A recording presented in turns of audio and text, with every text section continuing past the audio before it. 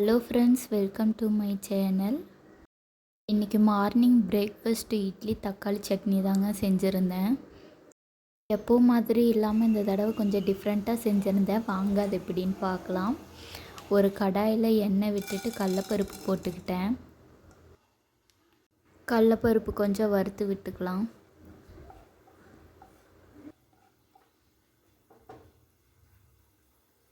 கடலப்பருப்பு வறுபட்டதும் நான் கருப்பு உளுந்து சேர்த்திக்கிறேன். வெள்ளை உளுந்து சேர்த்திக்கலாம். நான் அதிகமாக இப்போ கருப்பு உளுந்து தான் என்னோடய குக்கிங்கில் நான் சேர்த்திக்கிட்டு இருக்கேன்.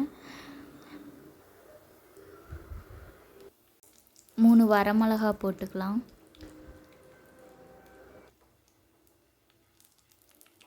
பூண்டு கொஞ்சம் சேர்த்திக்கிறேன்.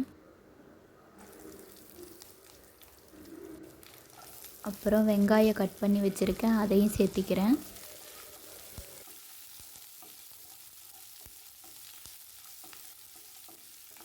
இதெல்லாம் நல்லா வதக்கிக்கலாம். நல்லா வதங்கினதுக்கப்புறம் தக்காளி கொஞ்சம் சேர்த்திக்கிறேன். நல்லா வதக்கி விட்டுட்டு நான் தேவையான அளவு கல்லுப்பு சேர்த்திக்கிறேன். கல்லுப்பு சேர்த்திட்டு நல்லா வதக்கி விட்டுக்கலாம்.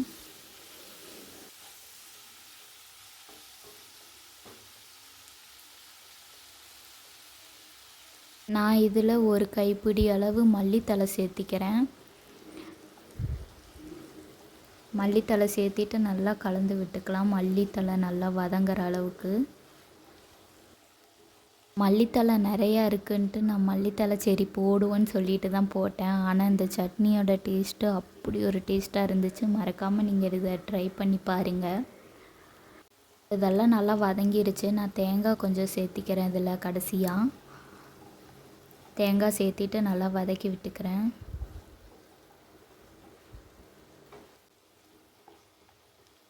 சட்னிக்கு ரெடி பண்ணி வச்சிருந்து சூடு ஆறிடுச்சு. நான் இப்போ ஒரு மிக்ஸி ஜாரில் மாற்றிட்டு அதை அரைச்சி எடுத்துக்கிறேன்.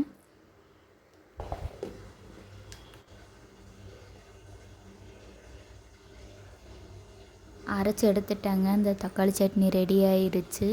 நான் இதுக்கு இட்லி தான் செஞ்சுருந்தேன் எங்கள் வீட்டில். மறக்காமல் இந்த டிஷ்ஷை ட்ரை பண்ணி பாருங்கள். டேஸ்ட்டு ரொம்பவே நல்லா இருக்குது. இந்த வீடியோ உங்களுக்கு பிடிச்சிருந்தா லைக் பண்ணிக்கோங்க.